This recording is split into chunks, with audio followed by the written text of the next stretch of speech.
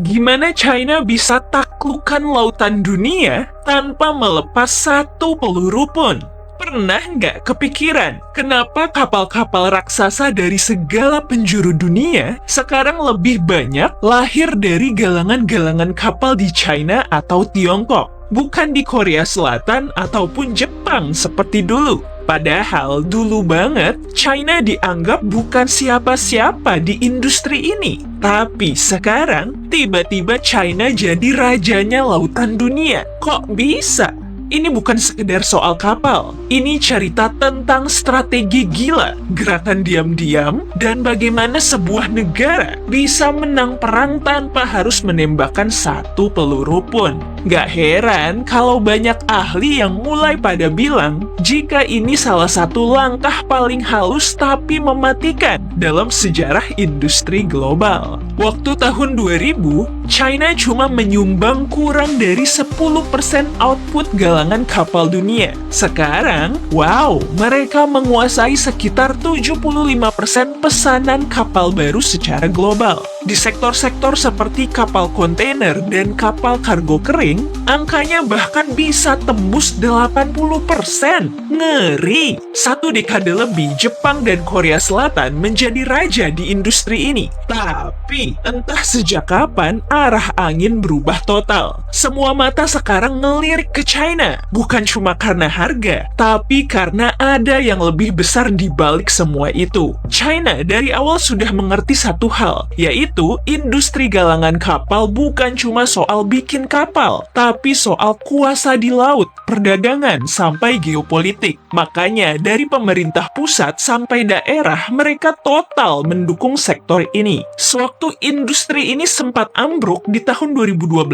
hingga 2016, banyak loh negara-negara yang pada nyerah. Namun, China justru tetap menyuntikkan dana dan memberikan proteksi. Bahkan, galangan-galangan kapal yang sudah mati suri pun dihidupin lagi sama China. Siapapun yang ngerti gimana kerasnya bisnis galangan kapal pasti tahu banget deh. Kalau nggak ada dukungan dari pemerintah, bisnis ini bisa tumbang kapan aja. Salah satu jurus maut paling mematikan yang bikin industri galangan kapal China mendominasi dunia adalah harga yang super duper kompetitif. Bukan cuma sekedar lebih murah, tapi beda 2 digit persen dibandingkan galangan dari Jepang ataupun Korea Selatan. Misalnya, menurut laporan dari Clarksons Research Services, harga pembangunan kapal kontainer tipe standar di galangan China bisa 15 hingga 25% lebih rendah dibandingkan galangan serupa di Korea Selatan. Selisih sebesar ini jelaslah bikin pemilik kapal jadi mikir 2 kali buat ke tempat lain. Dulu, China sempat menjadi bahan ejekan di dunia perkapalan global. Kualitas produksi China sering banget dipandang sebelah mata, dianggap cuma jago kuantitas doang, tapi nggak bisa jaga kualitas. Bahkan tahun 2010-an awal, banyak operator kapal dari Eropa dan Jepang yang terang-terangan menghindari kapal buatan China karena mereka beralasan terlalu banyak revisi dan masalah teknis setelah dikirim.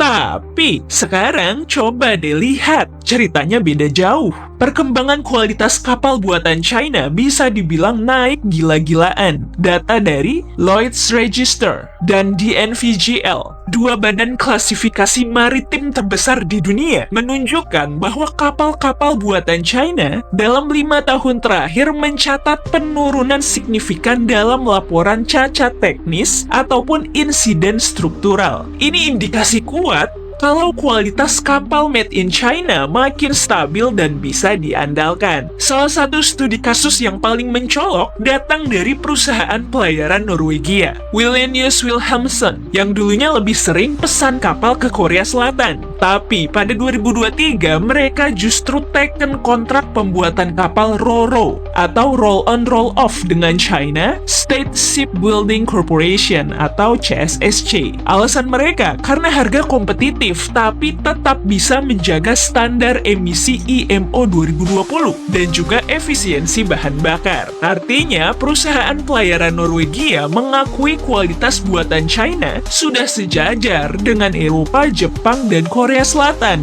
bahkan buat kapal yang spesifikasinya tinggi. Hal yang sama juga diungkap oleh Peter Sand, Chief Analyst dari Seneta. Dalam wawancaranya di TradeWinds, ia mengatakan, gagasan yang mengatakan bahwa buatan China hanya menang murah tetapi tidak dapat diandalkan sudah ketinggalan zaman. Galangan kapal generasi sekarang memproduksi kapal kelas dunia dengan efisiensi energi dan presisi teknis yang tinggi. Itulah sebabnya banyak pemilik kapal dari negara-negara barat yang kembali lagi memesan kapal buatan China. Jadi sekarang China nggak cuma menang di sisi harga, mereka juga menang di persepsi dan kepercayaan pasar. Pemilik kapal dari Asia, Eropa, bahkan Timur Tengah mulai berbondong-bondong pindah pesanan ke China karena ngelihat harga hemat tapi nggak murahan. Bahkan beberapa pelaku industri di Yunani, negara dengan salah satu armada kapal dagang terbesar di dunia,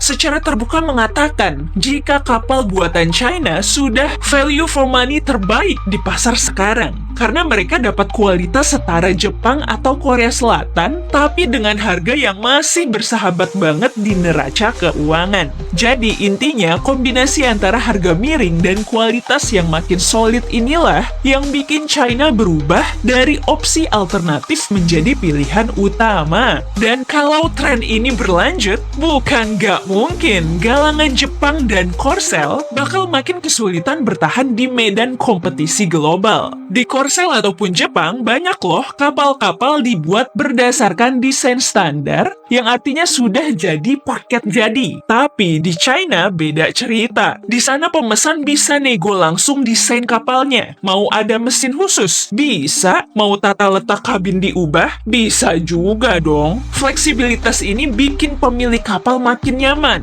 Kalau pesan di Korsel, fleksibilitas kayak gitu tuh mulai berkurang. Dengan alasan, oh sorry nggak bisa, pesanan kita lagi rame. Nah, kalau China tetap lebih terbuka dibanding saingannya. Istilahnya, lu orang mau apa, gua layanin. Nah, pinter dagang kan? Inilah faktor yang sering disepelekan, tapi ternyata punya pengaruh besar. Yang bikin makin ngeri, produktivitas galangan kapal di China sekarang seperti kejar-kejaran sama waktu. Dulu jadwal pengiriman kapal bisa dikata molor, tapi sekarang banyak galangan kapal China yang malah menawarkan pengiriman kapal 6 bulan lebih cepat dari jadwal. Kenapa bisa gitu? Karena banyak pekerja di China dari sektor konstruksi berat yang sekarang pada pindah ke galangan kapal. Tukang las, tukang potong baja, semua turun ke laut secara harfiah. Hasilnya, efisiensi kerja jadi naik drastis. Produktivitas mereka sekarang udah di level yang bikin negara lain jadi keringet dingin. Tadinya, China cuma fokus bikin kapal kargo kering, tapi sekarang semua jenis kapal bisa mereka bikin. Mulai dari tanker, kapal kontainer, kapal LNG, sampai kapal pendukung lepas pantai. Udah kayak supermarket,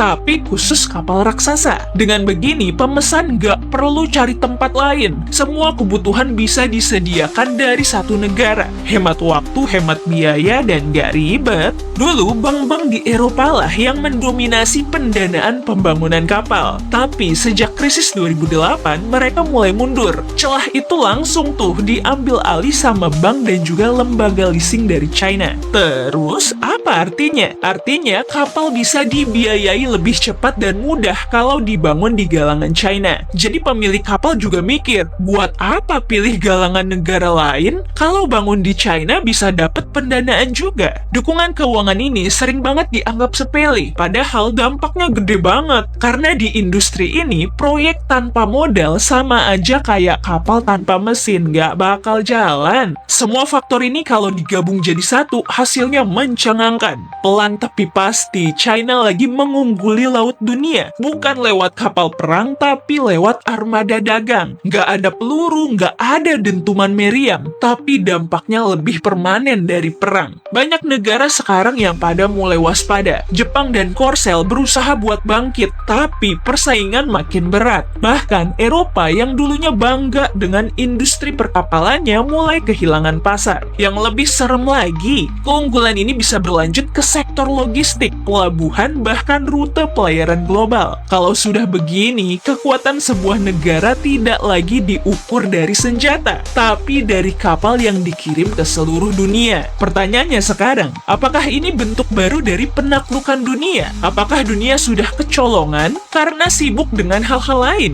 Sementara China fokus membangun kekuatan yang sunyi tapi solid. Kalau orang awam ngelihatnya mungkin kayak cuma soal bisnis biasa aja. Tapi kalau ditelusuri dalam-dalam, langkah-langkah ini seperti puzzle besar yang akhirnya membentuk peta dominasi baru di lautan dunia. China sudah membuktikan satu hal, terkadang untuk menaklukkan dunia nggak perlu bikin keributan. Cukup dengan kerja, strategi jelas, dan dukungan yang total. Sisanya, biar waktu yang bicara. Gimana pendapat kalian? Banjirin kolom komentar yuk. Kalau kamu suka video ini, klik like dan share ke teman-teman biar makin viral. Makasih sudah nonton.